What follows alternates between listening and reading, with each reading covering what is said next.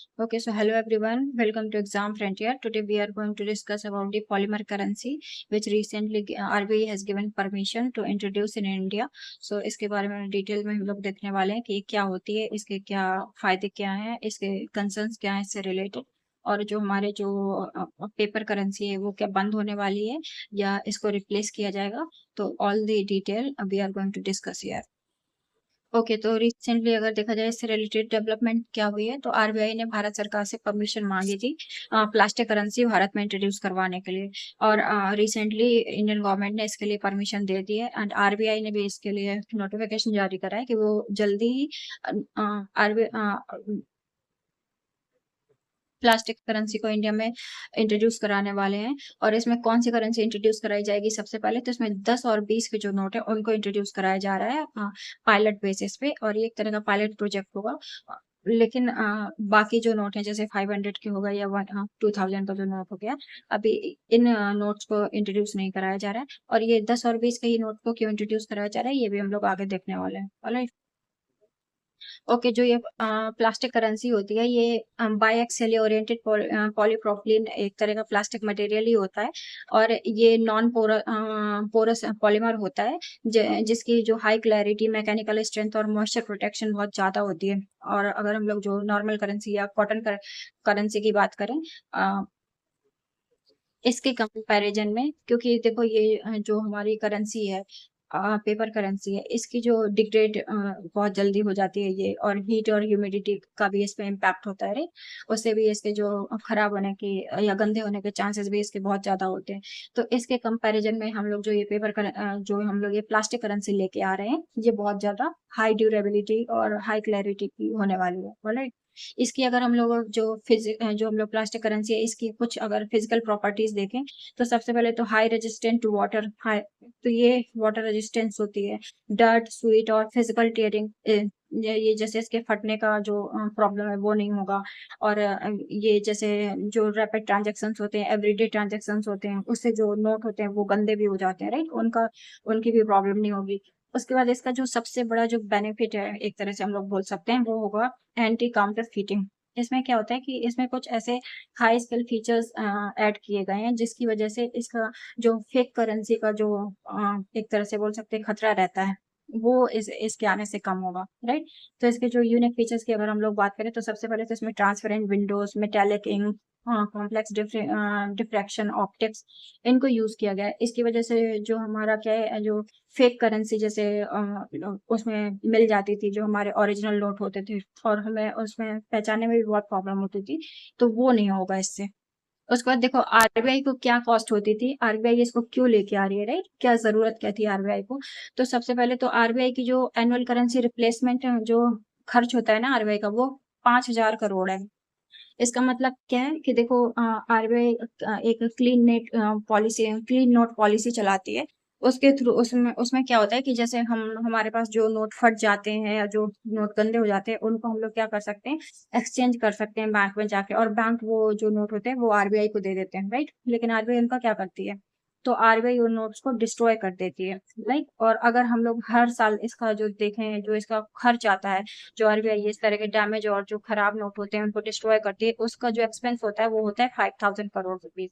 तो अगर हम लोग प्लास्टिक करेंसी लेके आएंगे तो कहीं ना कहीं हमारा जो ये एक्सपेंस हो रहा है ये बचेगा.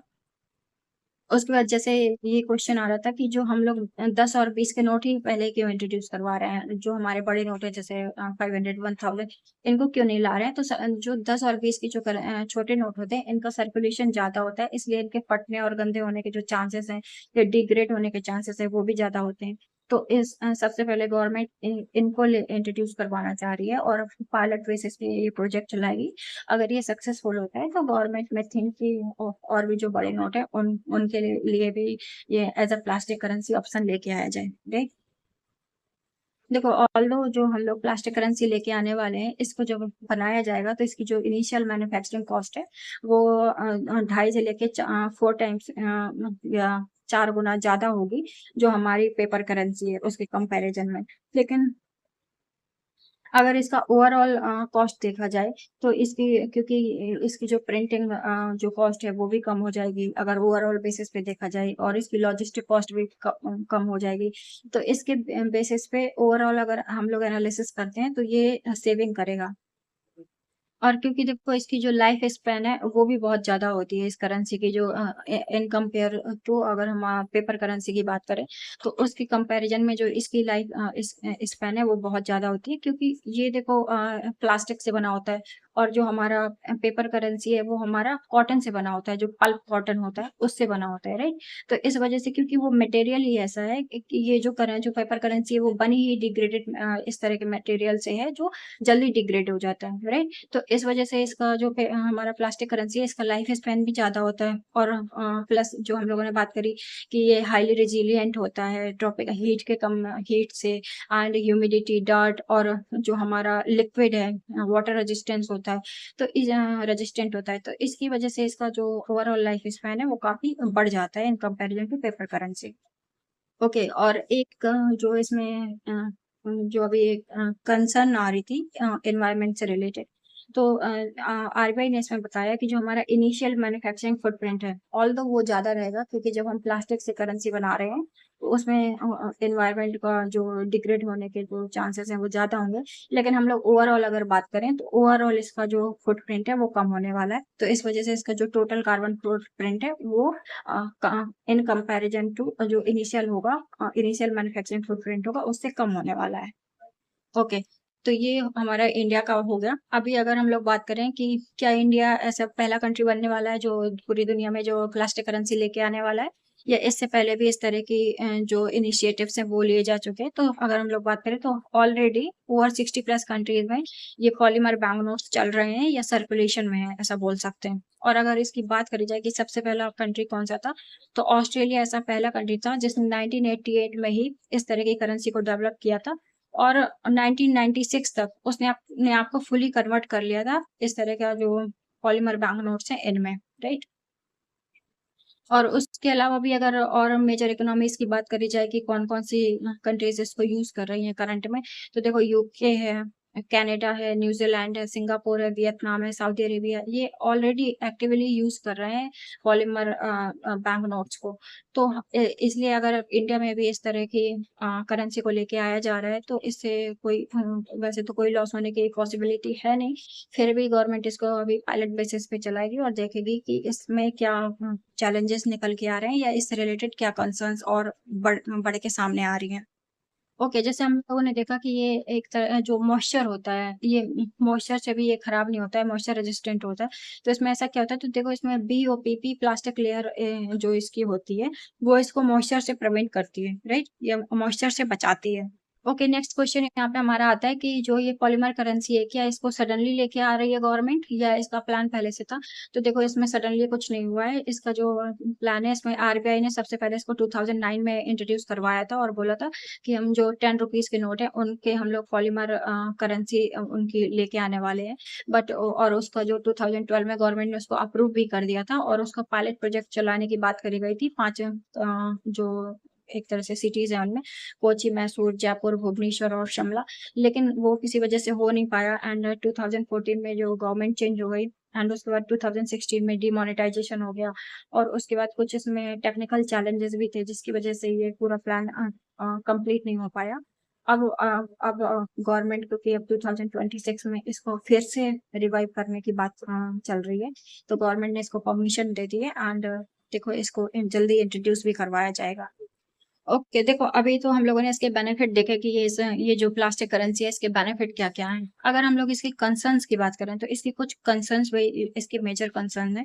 सबसे पहले तो इसकी जो मैन्युफैक्चरिंग कॉस्ट है, तो हमारी जो पेपर करेंसी है उसके कंपैरिजन में अगर इसकी जो मैन्युफैक्चरिंग कॉस्ट है इसको देखा जाए तो ये 30 से 60% ज़्यादा होने वाली है, राइट? और अगर हम लोग इसकी इम्पोर्ट डिपेंडेंस देखें, एज़ वी नो कि we are import dependence country in अगर क्रूड ऑयल की बात करी जाए, और ये जो प्लास्टिक करेंसी है, ये जैसे पॉलीप्रोपिलीन इससे बनती है, तो ये हम लोग 1/5 इसको भी हम लोग इम्पोर्ट करते हैं, राइट? तो अगेन हम लोग जो ग्लोबल सप्लाई चेन है उसको उसमें खुद को एक्सपोज कर रहे हैं, राइट? या उसमें खुद को डिपेंड और ज़्यादा हम लोग होने वाले हैं।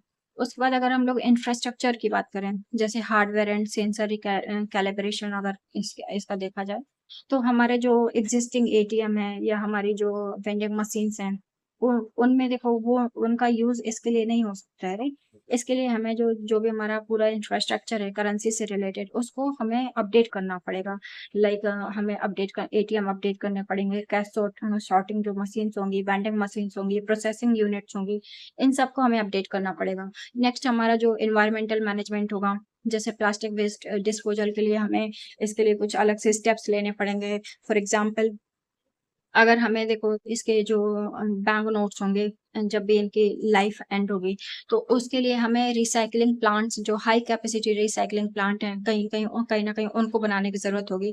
जैसे जो इस तरह के जो नोट्स होंगे, उनकी प्रोसेसिंग के लिए हमें उसकी जरूरत पड़ेगी। तो इसमें इसका जो कॉस्ट है ये भी अलग होगा, राइट। तो ये कुछ इसके मेजर चैलेंज है। उसके बाद में अगर हम लोग बात करें कि यहाँ पे एक क्वेश्चन ये भी आता है कि जैसे हम लोग यूपीआई ग्रोथ देख रहे हैं या डिजिटल ट्रांजैक्शन देख रहे हैं कि हम लोग डिजिटल इकोनॉमी की तरफ बढ़ रहे हैं, तो फिर हम लोग कैश कैश को इतने इंपॉर्टेंस क्यों दे रहे हैं, राइट। यहाँ पे एक क्वेश्चन ये भी आता है। तो देखो, जो हमारा डिजिटल पेमेंट होता है ना, या एक तरह से बोले जो भी हमारा डिजिटल इंफ्रास्ट्रक्चर है, उसमें देखो 85% तक हमारे रिटेल डिजिटल पेमेंट्स होते हैं, राइट। और अगर हम लोग कैश की बात करें, तो कैश की जो डिमांड है वो ऐसा नहीं है कि कम हुई है। जो हमारा जो डिजिटल सर्ज हुआ है, इसकी वजह से ऐसा नहीं है, या यूपीआई ग्रोथ हुई है इसकी वजह से ऐसा नहीं है कि हमारा जो कैश का डिमांड है वो कम हुआ है। अगर इसमें कुछ डेटा पॉइंट की बात करी जाए, तो और अगर हम लोग प्रीवियस ईयर्स में देखें, तो इसकी डिमांड, जो कैश की डिमांड थी, वो 16 to 17 लाख करोड़ थी, राइट। करेंसी एक्सपेंशन अगर इसका देखा जाए, और ये 2025-2026 में बढ़ के हो गई है 41 लाख करोड़। तो ये देखा जा रहा है कि ऑलरेडी ये कितनी ज्यादा इसकी डिमांड बढ़ती जा रही है, राइट। उसके बाद अगर हम लोग इंडिया की बात करें, तो अभी भी इंडिया में बहुत जो रूरल एरियाज हैं वहाँ पे ऑलरेडी कैश ही चलता है कहीं ना कहीं, राइट। स्ट्रीट वेंडर्स हैं, स्मॉल मर्चेंट इकोसिस्टम है, वहाँ पे भी कैश की जरूरत पड़ती है। उसके बाद अगर इमरजेंसी रिजिलियंस की देखा जाए कि सपोज करो जो हिली एरियाज है हमारे, या कहीं पे नेचुरल डिजास्टर आ गई है, पावर आउटरेज हुआ है, या नेटवर्क फेलियर हुआ है, वहाँ पे डिजिटल सिस्टम जो सिस्टम है वो काम नहीं करता है, राइट। तो वहाँ पे हमें ऑलरेडी कैश की जरूरत होती है। तो इस वजह से अगर हम लोग बात करें कि डिजिटल पेमेंट होने से कैश, अगर फिजिकल कैश को उसने रिप्लेस नहीं किया है, और आई थिंक अभी वो रिप्लेस करने वाला भी नहीं है, तो हमें फिजिकल कैश की जरूरत पड़ने वाली है। तो ये सारे जो मेजर रीजंस हैं जिसकी वजह से आरबीआई ये प्लास्टिक करेंसी लेकर आ रही है।